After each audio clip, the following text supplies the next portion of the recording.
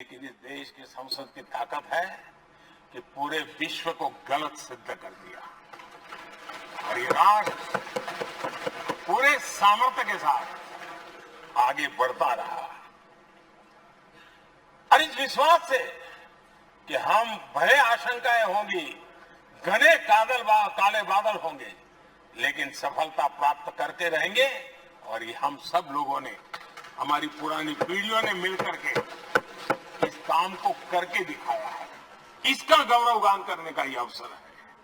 आदरणीय अध्यक्ष जी, इसी भवन में 2 साल 11 महीने तक संविधान सभा की बैठकें हुई और उसने देश के लिए एक मार्गदर्शक जो आज भी हमें चलाता है, हमारे संविधान दिया। और 26 नवंबर 1949 को जो संविधान हमें मिला वो 26 जनवरी 1950 को लागू हुआ। इन 75 वर्षों में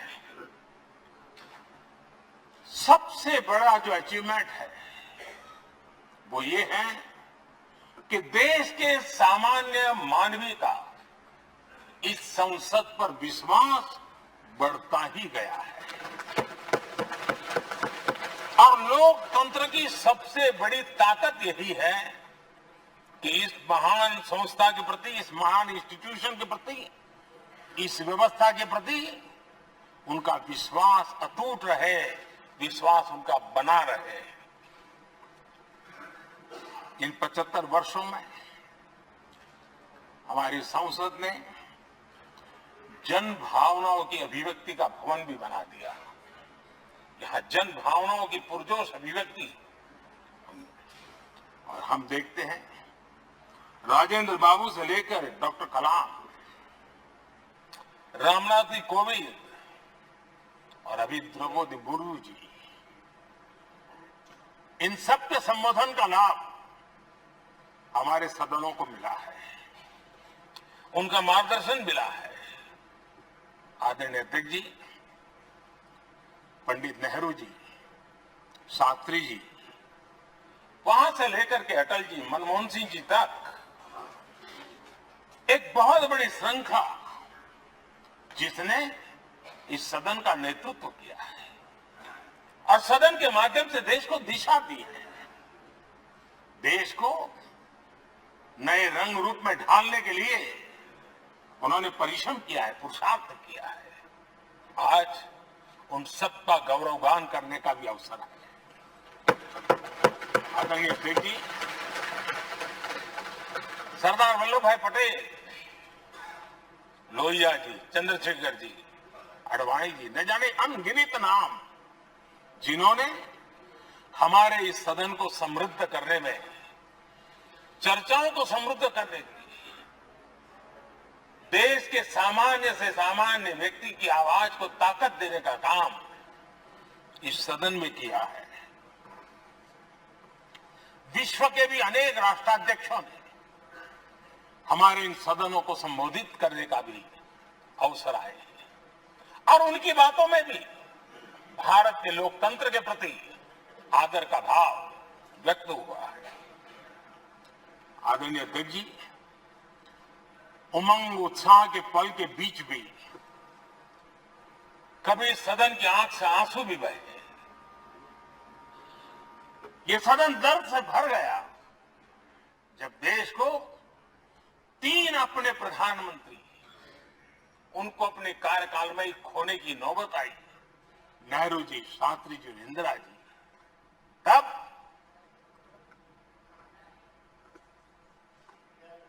ये सदन अश्रुभीनी आंखों से उन्हें विदाई दे रहा था। आदरणीय अध्यक्ष जी, अनेक चुनौतियों के बावजूद भी हर स्पीकर ने, हर सभापति ने बेहतरीन तरीके से दोनों सदनों को सुचारू रूप से चलाया है और अपने कार्यकाल में उन्होंने जो निर्णय किए वो निर्णय मावलंकर जी से काल से शुरू हुए हो, या सुमित्रा जी के कालखंड के हो या बिरला जी के, आज भी उन निर्णयों को रेफरेंस पॉइंट माना जाता है। ये काम हमारे करीब 17 स्पीकर और उसमें 2 हमारी महिला स्पीकर ने भी, और मावलंकर जी से लेकर के सुमित्रा ताई तक और बिरला जी का मार्गदर्शन आज भी हमें मिल रहा है। हर एक ने अपनी अपनी शैली रही है, लेकिन उन्होंने सबको साथ लेकर के नियमों कानूनों के बंधन में इस सदन को हमेशा ऊर्जावान बनाए रखा है। मैं आज उन सभी स्पीकर महोदय को भी आज वंदन करता हूं, अभिनंदन करता हूं। आदरणीय अध्यक्ष जी, ये सही है कि हम जनप्रतिनिधि अपनी अपनी भूमिका निभाते हैं, लेकिन सातत्यपूर्ण तरीके से हमारे बीच जो एक टोली बैठती है, उनकी भी कई पीढ़ियां बदल गई है। कभी कागज लेके दौड़ के आते हैं, उनका भी योगदान कम नहीं है।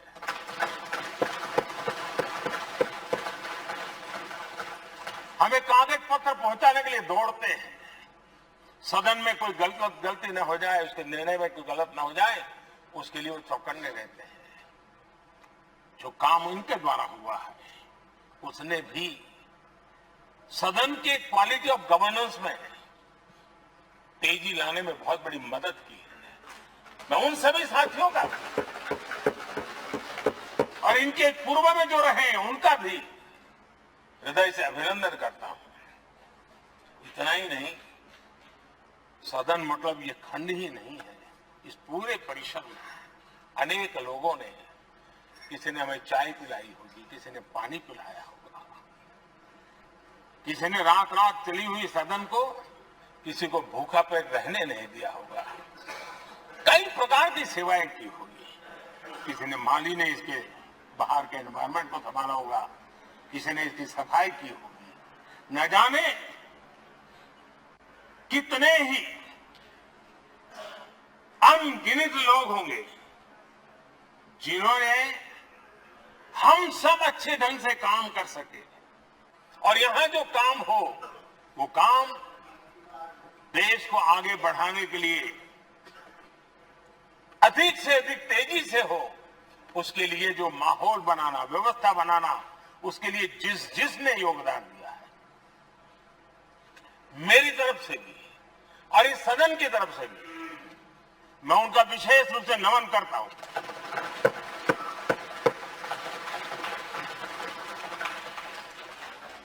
आदरणीय अध्यक्ष जी,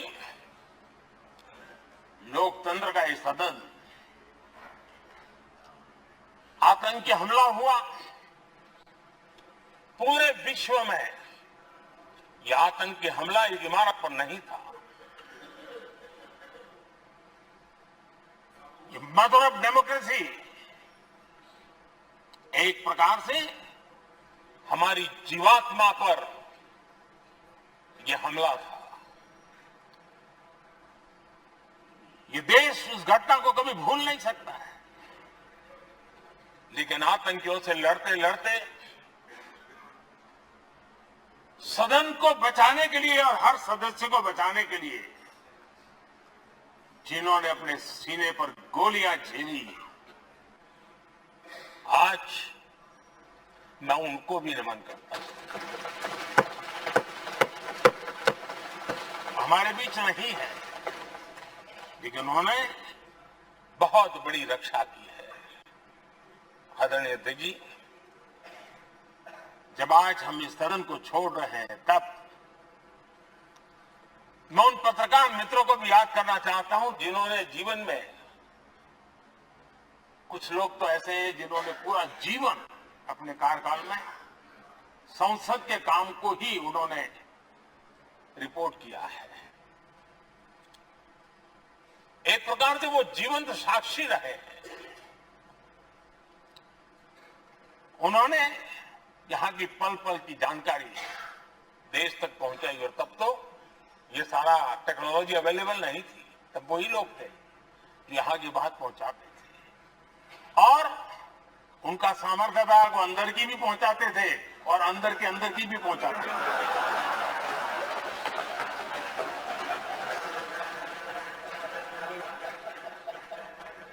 और मैंने देखा कि ऐसे पत्रकारिता जिन्होंने संसद को कवर किया, शायद उनके नाम जाने नहीं जाते होंगे, लेकिन इनके काम को कोई भूल नहीं सकता है।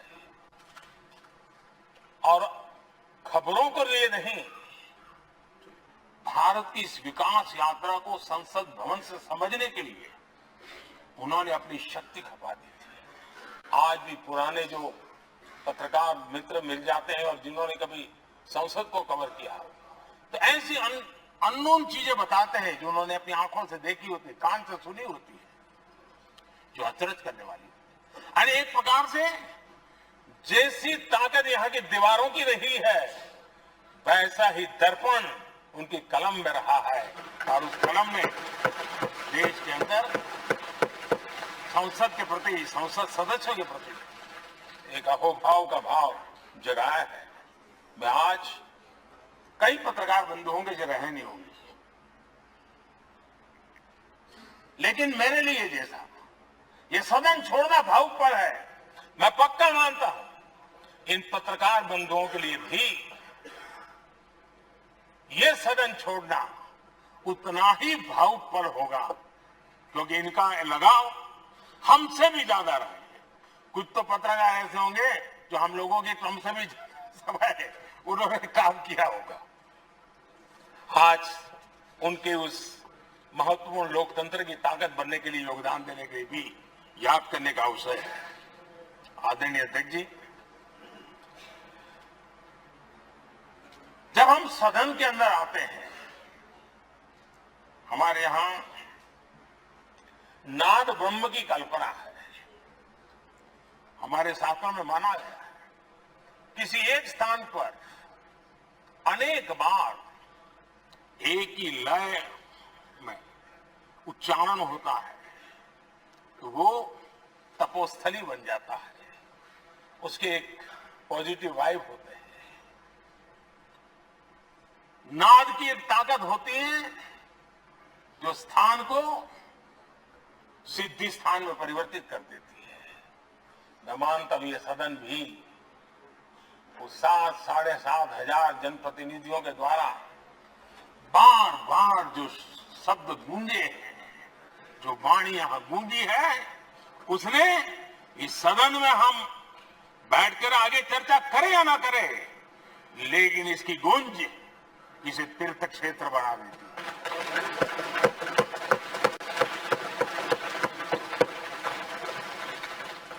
एक जागृत जगह बन जाती है और लोकतंत्र की प्रति श्रद्धा रखने वाला व्यक्ति आज से 50 साल के बाद भी जब यहां देखने के लिए भी आएगा तो उसे उस गूंज की अनुभूति होगी कि कभी भारत की आत्मा की आवाज यहां पर गूंजती थी। और इसलिए अध्यक्ष महोदय, ये वो सदन है जहां कभी भगत सिंह, बटुकेश्वर दत्त उन्होंने अपनी वीरता सामर्थ्य से अंग्रेज सल्तनत को जगा दिया था बम का धमाका करके। वो बम की गूंज भी जो देश का भला चाहते हैं उनको कभी सोने नहीं देती। आदरणीय अध्यक्ष जी, ये वो सदन है जहां पंडित जी को इसलिए भी याद किया, अनेक बातों के लिए याद करेगा, लेकिन हम जरूर याद करेंगे इसी सदन में पंडित नेहरू का at the stroke of midnight की गूंज हम सबको प्रेरित करती रहेगी। और इसी सदन में अटल जी ने कहा था, वो शब्द आज भी गूंज रहे इस सदन में, सरकारें आएगी जाएगी, पार्टियां बनेगी बिगड़ेगी, लेकिन ये देश रहना चाहिए।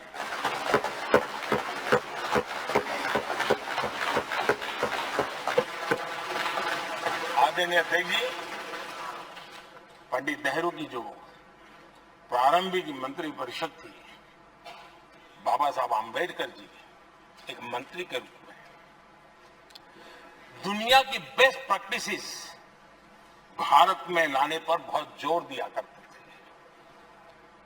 फैक्ट्री कानून में अंतर्राष्ट्रीय सुझावों को शामिल करने पर बाबा साहब सर्वाधिक आग्रही रहे थे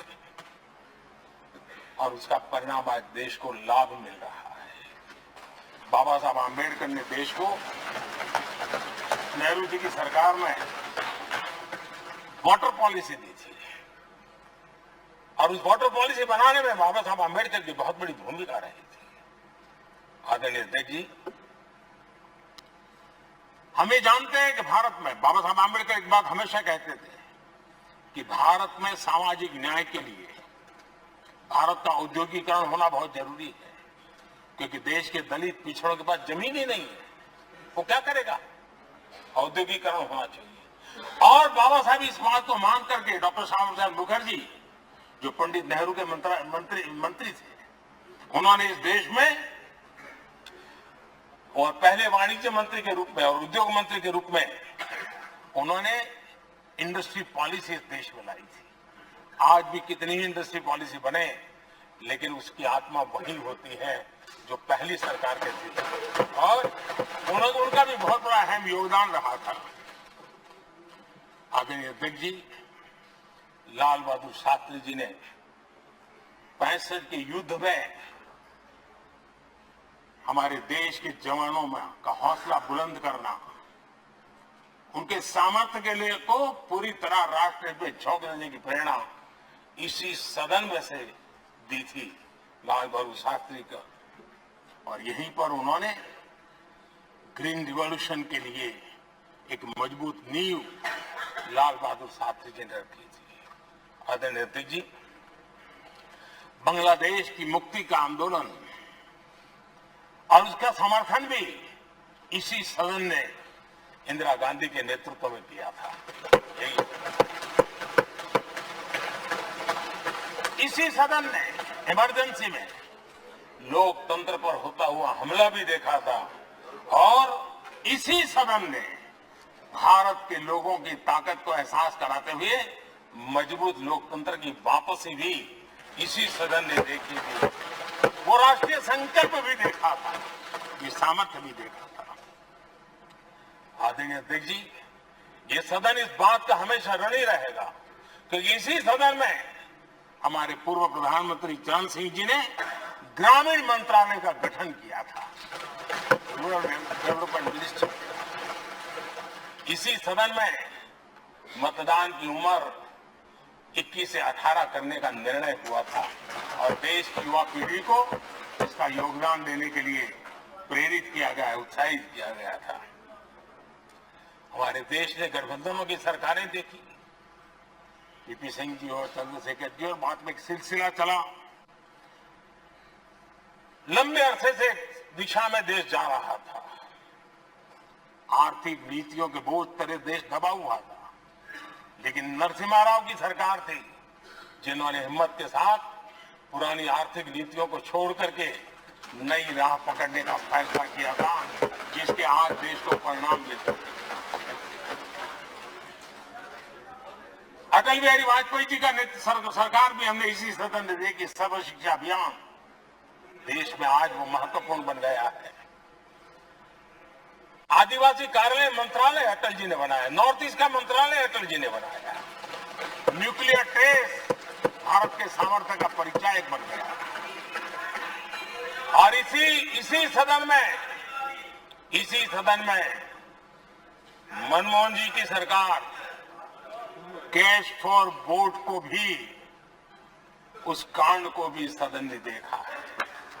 आदरणीय अध्यक्ष जी, सबका साथ सबका विकास का मंत्र, अनेक ऐतिहासिक निर्णय, दशकों से लंबित विषय, उनका स्थायी समाधान भी इसी सदन में हुआ। आर्टिकल 370, ये सदन हमेशा हमेशा गर्व के साथ कहेगा कि सदन के कारण one nation one tax, one nation one tax, GST का निर्णय भी इसी सदन ने किया। One rank one pension, OROP, ये भी इसी सदन ने देखा। गरीबों के लिए 10% आरक्षण कोई विवाद के बिना पहली बार इस देश में करने में आदरणीय अध्यक्ष जी, भारत के लोकतंत्र में तमाम उतार चढ़ाव हमने देखे और ये सदन लोकतंत्र की ताकत है, लोकतंत्र की ताकत की साक्षी है, जन विश्वास का एक केंद्र बिंदु रहा है। इस सदन की विशेषता देखिए और दुनिया के लोगों का आज भी अचरज होता है। ये सदन है जिसमें कभी 4 सांसद वाली पार्टी सत्ता में होती थी और 100 सदस्य वाली पार्टी विपक्ष में बैठती थी। ये भी सामर्थ्य इस सदन के लोकतंत्र की ताकत का परिचय कराता है। और यही सदन है जिसमें एक वोट से अटल जी की सरकार गई थी और लोकतंत्र की गरिमा को बढ़ाया था। ये भी इसी सदन में। आज अनेक छोटी छोटी रीजनल पार्टियों का प्रतिनिधित्व हमारे देश की विविधता को, हमारे देश के एस्पिरेशन का एक प्रकार से वो आकर्षक केंद्र बिंदु बना है। आदरणीय अध्यक्ष जी, इस देश में 2 प्रधानमंत्री ऐसे रहे, मोरारजी भाई वीपी सिंह। एक प्रकार से कांग्रेस में जीवन खपाया था, लेकिन एंटी कांग्रेस गवर्नमेंट का नेतृत्व कर रहे थे। ये भी इसकी विशेषता थी। और हमारे नरसिम्हा राव जी, वो तो बिस्तरा गोल करके घर जाने की तैयारी कर रहे थे, निवृत्ति की घोषणा कर चुके थे। लेकिन यही लोकतंत्र की ताकत देखिए, सदन की ताकत देखिए, वो प्रधानमंत्री के रूप में 5 साल हमारी सेवा कर।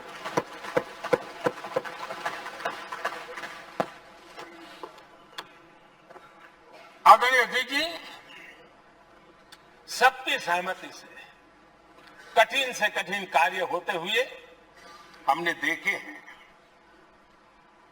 2000 की साल थी, अटल जी की सरकार थी। इसी सदन ने 3 राज्यों का गठन सर्व स्वीकृति से किया और बड़े उमंग उत्साह से किया। जब छत्तीसगढ़ की रचना हुई तो उत्सव छत्तीसगढ़ ने भी मनाया, उत्सव मध्य प्रदेश ने भी मनाया। जब उत्तराखंड की रचना हुई तो उत्सव उत्तराखंड ने भी मनाया, उत्सव उत्तर प्रदेश ने भी मनाया। जब झारखंड की रचना हुई तो उत्सव झारखंड ने भी मनाया, उत्सव बिहार ने भी बताया। ये हमारे सदन का सामर्थ्य, सब सहमति का वातावरण बना करके। लेकिन कुछ कड़वी यादें वो भी है कि तेलंगाना के हक को दबोचने के लिए भारी प्रयास हुए, खून की नदियां भी बही और बनने के बाद न तेलंगाना उत्सव मना पाया, न आंध्र उत्सव मना पाया। एक कटुता के बीज बो दिए गए। अच्छा होता उसी उमंग और उत्साह के साथ हम तेलंगाना का निर्माण करते तो एक नई ऊंचाई पर आज तेलंगाना पहुंच चुका होता। आदरणीय अध्यक्ष जी, संविधान सभा ने, आदरणीय अध्यक्ष जी, इस सदन की परंपरा रही है। संविधान सभा ने उस समय अपना दैनिक भत्ता 45 रुपये से कम करके 40 कर दिया था। उनको लगा हमें इसको कम करना चाहिए। आदरणीय अध्यक्ष जी, यही सदन है कैंटीन में मिलने वाली सब्सिडी, जो बहुत कम पैसे में खाना मिलता था, इसी सदस्यों ने उस सब्सिडी को भी खत्म कर दिया और पूरा पैसा देकर के अब कैंटीन में खाते हैं। आदरणीय अध्यक्ष जी, कोरोना काल में जब जरूरत पड़ी तो यही सांसद जिन्होंने एमपी लेड फंड को छोड़ दिया और देश को इस संकट की घड़ी में मदद करने के लिए आगे आए। इतना ही नहीं, कोरोना काल में इसी सदन के सांसदों ने अपने तनख्वाह में 30% कटौती की और उन्होंने देश के सामने आए हुए संकट में अपनी बहुत बड़ी जिम्मेवारी निभाई। आदरणीय अध्यक्ष जी, हम गर्व से कह सकते हैं, ये सदन में बैठे हुए लोग भी कह सकते हैं, हमारे पूर्वज जो सदन में बैठे थे वो भी कह सकते हैं कि हम ही लोग हैं जिन्होंने हम पर डिसिप्लिन लाने के लिए हमारे यहां जनप्रतिनिधित्व कानून में समय समय पर कठोरता बरती। नियम हमने ही लादे, हमने ही तय किया कि नहीं, जनप्रतिनिधि के जीवन में ये नहीं हो सकता। मैं मानता हूं ये जीवंत लोकतंत्र का बहुत बड़ा उदाहरण है और ये सदन ने दिया है, यही माननीय सांसदों ने दिया है और हमारी पुरानी पीढ़ी के सांसदों ने दिया है। और मैं मानता हूं कि कभी कभी उन चीजों को भी याद करना चाहिए। आदरणीय अध्यक्ष जी, हम जो वर्तमान सांसद हैं उनके लिए तो ये विशेष सौभाग्य का अवसर है। सौभाग्य का अवसर इसलिए है कि हमें इतिहास और भविष्य दोनों की कड़ी बनने का अवसर मिला है।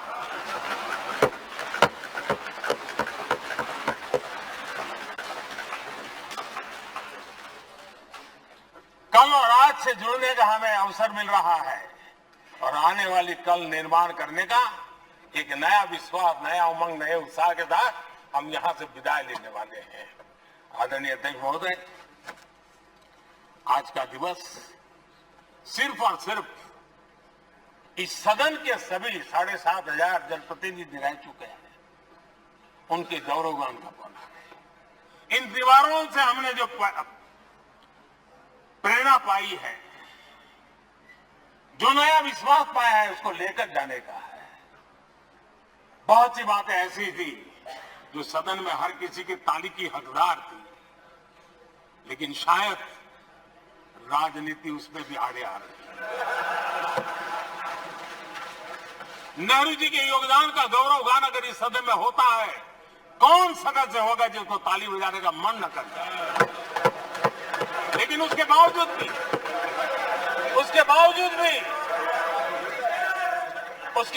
भी देश के लोकतंत्र के लिए बहुत जरूरी है हम सब ने अपने आप सोच लें।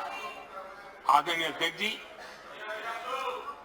मुझे पूरा विश्वास है कि आपके मार्गदर्शन में और इस अनुभवी माननीय सांसदों के सामर्थ्य से हम नई संसद में जब जाएंगे तो नए विश्वास के साथ जाएंगे। मैं फिर एक बार, आज पूरा दिवस आपने इन पुरानी स्मृतियों को ताजा करने के लिए दिया, एक अच्छे वातावरण में सबको याद करने का मौका दिया।